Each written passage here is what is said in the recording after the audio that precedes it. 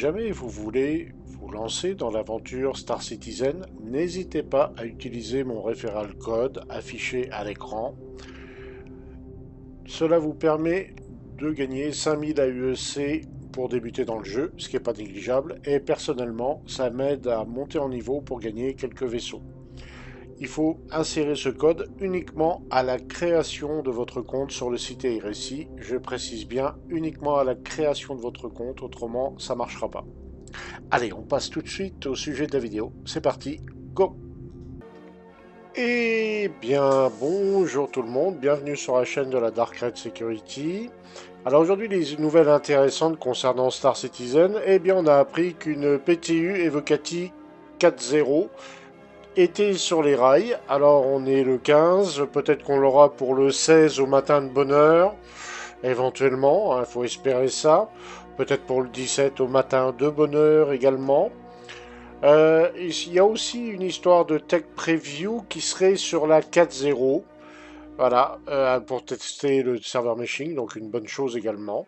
L'Aegis Sabre Firebird est à 5 874 000 AUEC, donc quasiment 6 millions.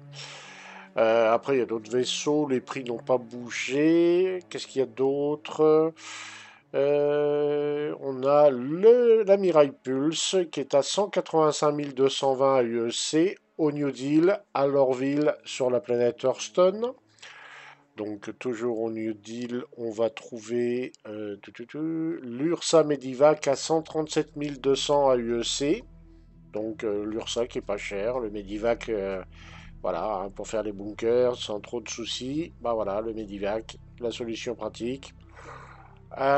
Donc lui toujours à Lorville, hein, au New Deal. Et à l'Astro Armada, eh bien vous avez le F7 MK2 qui est à 4 895 100 AUEC. Quasiment 5 millions, quasiment. Et il n'y a pas la tourelle, il faut rajouter la tourelle et l'armement qui va avec. Voilà. Autrement, bien le Freelancer s'est vu gratifié d'une interface que je trouve plutôt sympathique. On sait que MISC c'est une marque d'origine terrienne, mais avec des éléments de technologie Xi'an. Donc c'est une marque hybride, hein, plus ou moins, puisqu'elle intègre des technologies aliens à l'intérieur. Et ben, quand on regarde l'interface, on sent qu'il y a un petit peu d'intégration, voilà. C'est très colorié, enfin ouais, les couleurs sont sympas. L'interface est sympathique, hein. Sur le Freelancer, ça rend plutôt bien. Mélange de vert, de jaune, il y a un peu de rouge, un peu de blanc, il y a un peu de tout. Non, ça rend bien. Sur l'interface MISC, c'est plutôt sympa. Donc ça, bah, c'est plutôt une bonne chose. Et autrement, au niveau des actualités, la 324.2 PTU, elle continue son petit bonhomme de chemin. Récemment, quelqu'un l'a essayé, ça se passe pas trop mal. Bon, il n'a pas testé vraiment le patch. Je l'ai pas testé non plus, je dois dire. J'avais la flemme aujourd'hui, je suis rentré tard et j'avais pas envie de jouer, donc voilà. Je testerai le patch qui va arriver dans la nuit. Normalement, il y a un patch qui devrait arriver cette nuit. Donc, je le testerai demain soir, tranquillement. Donc, le patch du 16, je vous ferai un petit récapitulatif. Bon, on n'est pas très loin de la CitizenCon. Donc, à mon avis, la live devrait pas trop tarder. Ce qui est un peu dommage, parce qu'à mon avis, il y a encore beaucoup de choses à faire sur ce patch. Et ils ont réduit aussi, enfin ils ont supprimé les alertes quand vous servez de l'élévateur à vaisseau dans les hangars. Beaucoup se plaignaient du bruit que ça faisait, que c'était casse-bonbon, et ils ont carrément enlevé le bruit. Donc quand vous avez des collègues, précisez bien que vous appelez un vaisseau pour éviter qu'il tombe dans la fosse de l'élévateur. Bon, après, il y aura toujours l'effet lumineux, hein, qui va prévenir, mais il n'y aura plus la sirène d'alarme qui était, il est vrai, assez casse-pied. Mais bon, ils l'ont carrément supprimé. Ils vont chercher une solution pour qu'elle soit moins irritante. Beaucoup carrément demandent à l'enlever directement. Avoir un hangar où il n'y a pas trop de bruit, c'est pas plus mal. Bon, chacun il verra.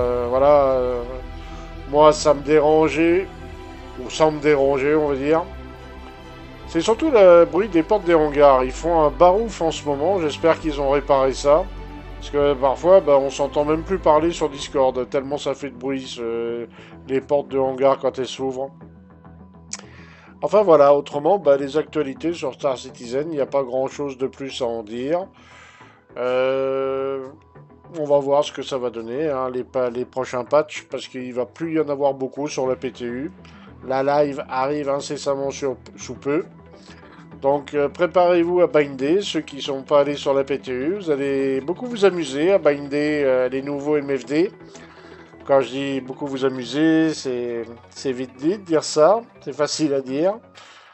Moi j'ai passé un petit moment. Je vous souhaite de ne pas passer autant de temps que moi à les binder vos touches.